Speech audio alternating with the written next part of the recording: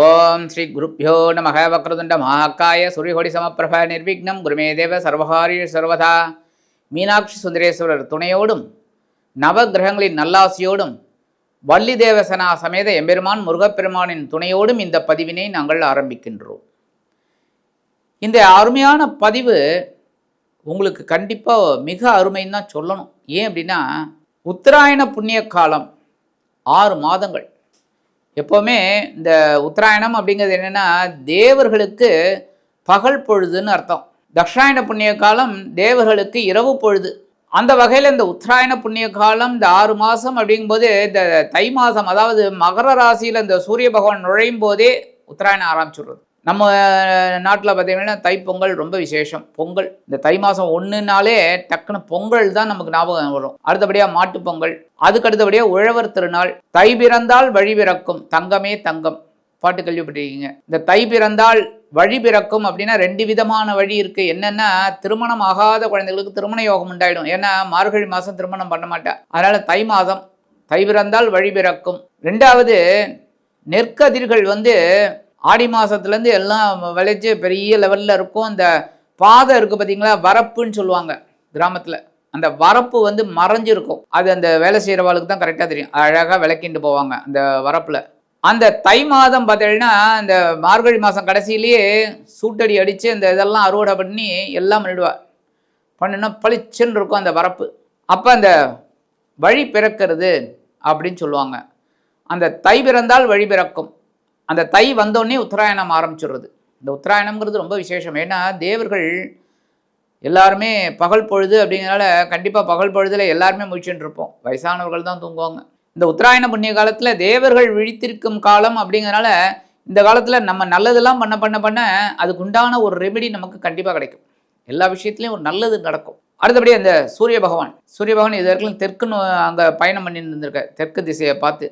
இப்போ அப்படியே வடக்கு திசையை பார்த்து வருவார். இந்த ரதசப்தமி அப்படின்னு ஒரு நாள் வரும் தை மாதம்.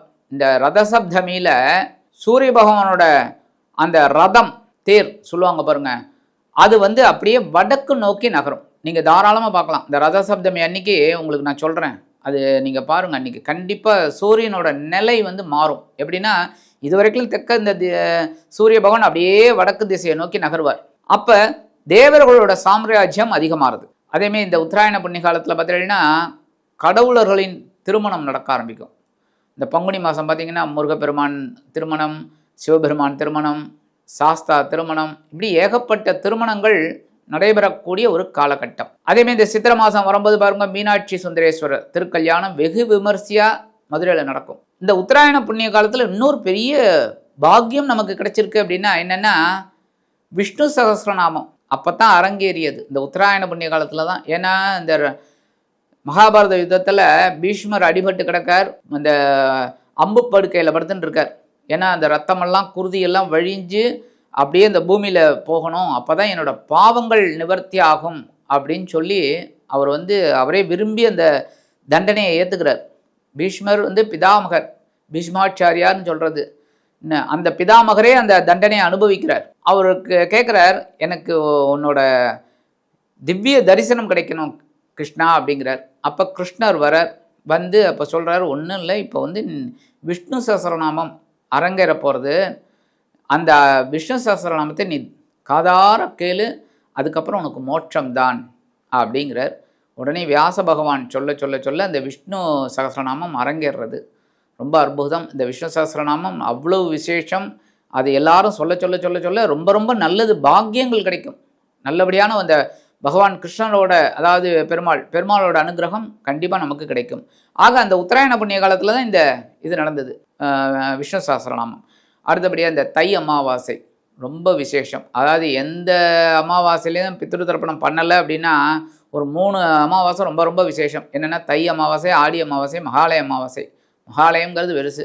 அப்போ இந்த தை அமாவாசையில் எல்லாரும் பித்ரு தர்ப்பணம் பண்ணுறது நல்லது. அப்பா அம்மா இல்லாதவ, சரி, அது முக்கியமாக அப்பா இல்லாதவ கண்டிப்பாக பண்ணி ஆகணும்.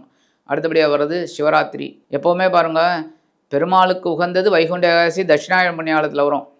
சிவனுக்கு உகந்தது சிவராத்திரி, மகா சிவராத்திரி. அது பார்த்திங்கன்னா உத்தராயணத்தில் வரும் அந்த சிவராத்திரி வருது. அடுத்தபடியாக பங்குனி உத்திரம், கேட்கவே வேண்டாம். உங்களுக்கு முருகப்பெருமானோட இது சாஸ்தா கல்யாணம், சிவபெருமான் கல்யாணம் எல்லாம் இந்த பங்குனி உத்திரத்தில் தான். அடுத்தபடியாக இந்த சித்திரைனாலே உங்களுக்கு தெரிஞ்சிடும். மீனாட்சி திருக்கல்யாணம் எல்லாமே சித்திரை விஷு, அடுத்தபடியாக வைகாசி விசாகம், ஆணி திருமஞ்சனம், இது எல்லாமே வந்து உத்தராயண புண்ணிய காலத்தில் வர்றது. இந்த உத்தராயண புண்ணிய காலத்தில் ஒவ்வொரு விசேஷங்களும் நடக்கும். அதே சமயம் நமக்கு இந்த 6 மாதம் எப்படிப்பட்ட பலன்கள் அப்படிங்கிறத பற்றி நம்ம இப்போ தெரிஞ்சுக்கலாம். சப்ஸ்கிரைப் பண்ண அனைத்து இனிய நெஞ்சங்களுக்கும் எங்களது ஆசீர்வாதங்கள், நன்றிகள். இனிமேல் நாங்கள் பண்ணுறதெல்லாம் நிறைய உங்களுக்கு புதுசு புதுசாக வரும். ஒவ்வொரு விஷயமாக கிடைக்கும் உங்களுக்கு. அதெல்லாம் தெரிஞ்சுக்கணுன்னா கண்டிப்பாக சப்ஸ்கிரைப் பண்ணுங்கள், லைக் பண்ணுங்கள், கமெண்ட் பண்ணுங்கள், ஷேர் பண்ணுங்கள். நிறைய பேர் கேட்குறாங்க, சில விஷயங்கள் எங்களுக்கு நடக்கலையே சுவாமி. இது நான் சொல்கிறதெல்லாம் வந்து கோச்சார பலன்கள். இந்த எப்படி நடக்கும் கிரகங்களோட அமைப்பப்படி கோச்சார பலன்கள். உங்களோட ஜாதகத்தை பார்த்தா தான், அதாவது உங்களுக்குன்னு ஒரு பர்சனல் ஜாதகம் இருக்குது பார்த்தீங்களா, சுய ஜாதகம், அதை பார்த்தா தான் நமக்கு வந்து உங்களுக்கு என்ன விதமான பிரச்சனைகள், அது எப்படிப்பட்ட தீர்வு சொல்ல முடியும் அப்படிங்கிறத பார்க்கலாம். அதனால் உங்களோட ஜாதகத்தை நீங்கள் அனுப்பிச்சு பலன் தெரிஞ்சுக்கலாம். இப்போ அருமையான இந்த பதிவுக்கு நம்ம போகலாமா? அன்பான மீனராசி நேர்களே, இந்த அருமையான காணொலியில் நம்ம பார்க்க போகிறது உத்தராயண புண்ணிய காலம் 6 மாதங்கள் எப்படிப்பட்ட மாதங்களாக இருக்க போகிறதுங்கிறது. சாதாரணமாகவே மீனராசி என்பவர்களுக்கு இனிமேல் தான் கொஞ்சம் இந்த பொழுது விடிஞ்சதுங்கிற மாதிரி தான். நிறைய பேருக்கு கொஞ்சம் ரொம்ப டென்ஷன். உத்தியோகம் போச்சு, நல்ல உத்தியோகம் கிடைக்கல. தொழில் போச்சு, அதில் முன்னேற்றம் கிடைக்கல. குடும்பத்தில் டென்ஷன். ஆனாலும் சமாளிக்கிறீங்க பாருங்கள், அதுக்கு தாங்க உங்களுக்கு சல்யூட். சமாளிக்கிறீங்க, பெரிய பாக்கியம்.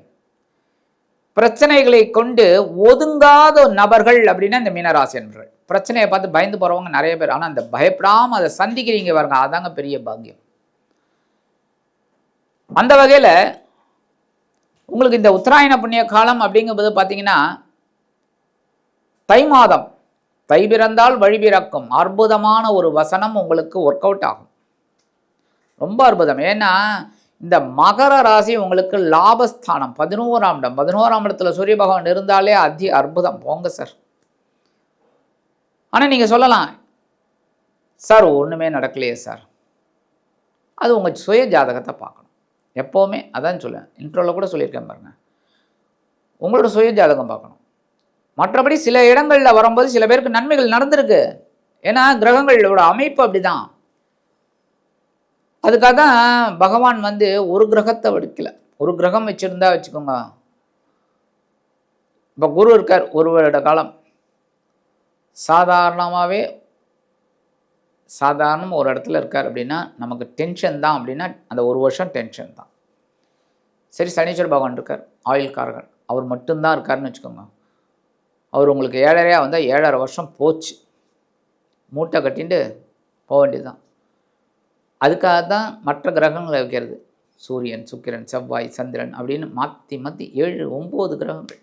7 நல்ல இந்த கிரகங்கள், 2 வந்து சாயா கிரகங்கள். அப்போ இந்த தை மாதம் வரக்கூடிய அற்புதமான லாபங்கள் குவிக்கக்கூடிய ஒரு மாதமாக இருக்க போகிறது. அதை பிடிச்சிக்கோங்க. நல்ல உத்தியோகம் கிடைக்கும். முதல்ல உத்தியோகம் எதிர்பார்த்திருந்தேன்னா நல்ல உத்தியோகம் கிடைக்கும். உத்தியோகத்தில் இடமாற்றம் கிடைக்கும். உயர்வுகள் வரக்கூடிய ஒரு மாதம். குடும்பத்தில் இருந்து வந்த குழப்பங்கள், பிரச்சனைகள் குறையும். உடல் ஆரோக்கியம் சிறப்படையுங்க. பரபரப்பாக இருந்ததெல்லாம் போய் கொஞ்சம் நிம்மதியாக ஒரு ஒர்க் அவுட் பண்ணிட்டு போயிட்டே இருப்பீங்க. இந்த நேரத்தில் நீங்கள் எதிர்பார்த்தது சில காரியங்கள்லாம் அற்புதமாக நடக்கும். சுபகாரியங்கள் நிகழக்கூடிய ஒரு வாய்ப்பு. அடுத்தபடியாக வரக்கூடிய மாசி மாதம், அது உங்களுக்கு ஏகப்பட்ட விரயங்களை கொடுக்கக்கூடிய ஒரு மாதம். ஆமாங்க, பணமெல்லாம் வந்ததில்லை, எல்லாத்தையும் பேங்க்கில் போட்டிங்கள்ல, போட்டதை வந்து ஒன்று நகையாக வாங்கி போட்டிக்கணும், இல்லைன்னா நிறைய வந்துடுது அப்படின்னா வீடு வாங்கி வச்சுக்கணும். சரி, கொஞ்சமாக வந்து வண்டி வாங்கி வச்சுக்கோங்க, வாகனம். சரி, ஓரளவுக்கு குறைச்சி தான் வந்திருக்கு சுவாமி. டிவி, ஃப்ரிட்ஜு, வாஷிங் மிஷின், அந்தமாதிரி குடும்பத்துக்கு தேவையானதை வாங்கி போடுங்க. உடம்பு ஆரோக்கியத்தை கவனமாக இருங்க. ஏன் அப்படின்னா உடல் ஆரோக்கியம் நல்லபடியாக இருந்தாலே மருத்துவ செலவுகள் வராது. மருத்துவ செலவுகள் அப்படின்னாலே அது வந்து அசுப செலவு, அனாவசியமான செலவு. ஆனால் பண்ணித்தான் ஆகணும். எல்லாரும் வந்து மருத்துவ செலவு இல்லாத ஒரு மனிதன் அப்படின்னா கிடையவே கிடையாது. இதில் நல்லா கவனிங்க, எல்லா வியாதிக்கும் மருந்து கண்டுபிடிச்சிட்டாங்க. ஆனால் இந்த டயபெட்டிக் பேஷண்ட்டுக்கு முன்னே மருந்து கண்டுபிடிக்கல பாருங்க. டாக்டர்கிட்டலாம் போனீங்கன்னா, சார் ஃபீவராக இருக்குது, கோல்டு இருக்குது சார், மூக்கு ஒழுகிட்டே இருக்குது சார். உடனே டாக்டர் ஸ்டெத்தை வச்சு பார்த்துட்டு எழுதி கொடுப்பார். 3 நாளைக்கு சாப்பிடுங்க, சரியாயிடும். எவ்வளோ நாளைக்கு? 3 நாளைக்கு. 3 நாள் சாப்பிடுவீங்க, காலையில், மத்தியானம், சாயந்தரம், நைட்டு அப்படின்னு சாப்பிடுவீங்க, நல்லாயிடும். 3 நாள் ஓகே. அடுத்த டாக்டர்கிட்ட போய் சொல்லுவீங்களா, சார் நல்லாயிட்டேன் சார்? யாருமே சொன்னது கிடையாது. டாக்டரும் எதிர்பார்க்க மாட்டாங்க. அவங்களுக்கு தெரியும் இந்த 3 நாளில் இது சரியாயிடும்னு. ஆனால் இதே ஒரு டயபெட்டிக் பேஷண்ட்டாக உள்ளே போங்க, எவ்வளோ நாளாக இருக்குது சார்? ஒரு 6 மாதமாக இருக்குது சார். என்ன மாத்திரை சாப்பிட்றீங்க? நீங்கள் முன்னாடி ஒரு டாக்டர்கிட்ட காமிச்சிருப்பீங்க, அதை காமிப்பீங்க. பார்த்துட்டு ஐயோ இது கொடுக்கப்படாதே, நான் இது தரேன், இதை போடுங்க அப்படின்ட்டு சுகர் மாத்திரை எழுதுவார் 2. அப்புறம் விட்டமின் டேப்லெட், பிபி இருந்ததுன்னா பிபி டேப்லெட் எல்லாம் எழுதிட்டு எவ்வளோ எழுதுவார் பார்த்துருக்கீங்களா? 101 30. ஒரு மாதத்துக்கு வாங்கிக்கோம்பார். அடுத்த மாதம் வாங்க பார்க்கலாம், ரெடியூஸ் பண்ணலாமா இல்லை இன்க்ரீஸ் பண்ணலாமாம்பாங்க. ஸோ அதுக்கு இன்னும் மருந்தே வரல, சாப்பிட்டுட்டே இருக்கணும், அவ்வளோதான். அப்போ உடல் ஆரோக்கியத்தில் கவனமாக இருங்கங்கிறேன், பொறுமையாக. சரியா? அதுக்கு அடுத்தபடியாக வரக்கூடிய பங்குனி மாதம். பங்குனி மாதம் அப்படிங்கும்போதே உங்களோட ஜென்மஸ்தானத்தில் ஏற்கனவே யார் உட்காந்துட்டுருக்காங்க? இந்த சூரியனுக்கு விரோதம் அப்படின்னு சொல்லக்கூடிய சனீஸ்வர பகவான் அங்கே உட்காந்துட்டுருக்கார். கூடவே இவரும் போய் உட்கார்றார். அப்போ கண்டிப்பாக உடல் ஆரோக்கியம், பேசுகிற வார்த்தைகள், எடுக்கிற காரியங்கள், வாகன பயணங்கள் எல்லாத்துலேயும் கவனமாக இருக்கும். சரியா? அதற்கடுத்தபடியாக வரக்கூடிய சித்திரை மாதம் உங்களுக்கு ஏற்றம் மிகுந்த மாதம். ஏன்னா 2ஆம் இடம் என்று சொல்லக்கூடிய மேஷ ராசியில் தான் அவர் வந்து உச்சமடைகிறார். ஸோ பொன்பொருள், ஆடை, ஆபரண சேர்க்கை இதெல்லாம் உண்டாகும். வீட்டுக்கு தேவையானதெல்லாம் வாங்கி போடுவீங்க. வருமானம் கண்ணாபின்னான்னு வரும். நீங்கள் எந்த அளவுக்கு உழைச்சிங்களோ, போன மாதம் அதுக்கு முந்தின மாதம்லாம் உழைச்சிருப்பேன், சம்பளமே வந்திருக்காது, அந்த இதெல்லாம் வந்து உங்களுக்கு ஆட்டோமேட்டிக்காக கிடைக்கக்கூடிய ஒரு வாய்ப்பு கண்டிப்பாக இந்த மாதத்தில் உங்களுக்கு சூரிய பகவான் உச்சமடைந்து அற்புதமாக கொடுக்க போகிறார். அதற்கடுத்த மாதம் வைகாசி மாதம் அற்புதமான மாதம். ஏன்னா 3ஆம் இடம் என்று சொல்லக்கூடிய சகாயஸ்தானத்துக்கு சூரிய பகவான் வரார். அற்புதமான ஒரு இடமாற்றம், குழந்தைகளின் மூலமாக ஒரு சந்தோஷம், அது உடன்பிறப்புகள் ரொம்ப சந்தோஷமாக உங்களுக்கு நிறைய வேலைகளெல்லாம் நீங்கள் எதிர்பார்க்கலைன்னா கூட செஞ்சு கொடுப்பாங்க. அந்த மாதிரிலாம் ஒரு சில இது. அதுமாதிரி உத்தியோகத்தில் ஒரு தன்னம்பிக்கையோடு வேலை செய்வீங்க, அதற்குண்டான உயர்வுகள் கண்டிப்பாக கிடைக்குங்க. அதுமாதிரி தொழில் வியாபாரம் ரொம்ப அதிரடியான சில மாற்றங்கள், இப்படியெல்லாம் கொண்டு வந்து இப்படியெல்லாம் பண்ணணும்னு, அதெல்லாம் ரொம்ப அற்புதமாக இருக்கும். அடுத்தபடியாக ஆனி மாதம் அற்புதமான மாதம். இந்த 3ஆம் மாதத்தில் சம்பாதிச்சிங்க பாருங்கள், எல்லாத்துலேயும் வச்சு அதை ஒரு முக்கியமான ஒரு செலவாக, ஒரு நகை வாங்கிறது, இல்லை இடம் வாங்கிறது, இந்த மாதிரிலாம் உங்களுக்கு ஒரு சொத்து சேர்க்கை உண்டாகும். உறவினர்களின் ஆதரவு பெருகும். அதே மாதிரி இந்த இடமாற்றம், ரொம்ப நாளாக வேறு வீட்டுக்கு போகலாம், தாராளமாக போங்க. எடுக்கிற காரியங்கள்லாம் ரொம்ப அற்புதமாக இருக்கக்கூடிய ஒரு மாதம்.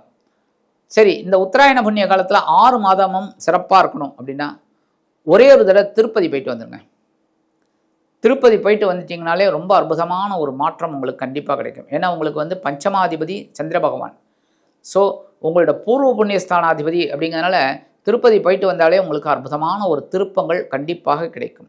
அப்படி போக முடியாத பட்சத்தில் பக்கத்தில் இருக்கிற பெருமாள் கோயில், அதாவது வெங்கடேஸ்வர பெருமாள் கோயில், புரியுறதா? ஒவ்வொரு ஊர்லேயும் கண்டிப்பாக இருக்குது. பிரசன்ன வெங்கடாஜலபதி இதெல்லாம் இருக்குது, தாராளமாக போயிட்டு வாங்க. ஆக இந்த உத்தராயண புண்ணிய காலத்தில் ஒரு முறையான திருப்பதி சென்று வர அல்லது அருகில் உள்ள வெங்கடேஸ்வர பெருமாள் சன்னதி சென்று வர உங்கள் வாழ்க்கையில் இனிமையான மாற்றங்களை இந்த உத்தராயண புண்ணிய காலத்தில் 6 மாதங்களில் கண்டிப்பாக கிடைக்கும் என்று கூறி விடைபெறுகிறேன். நன்றி, வணக்கம். மீண்டும் ஒரு அருமையான காணொளியில் உங்களை அற்புதமாக சந்திக்கிறேன். வாழ்த்துக்கள். வாழ்க வளமுடன்.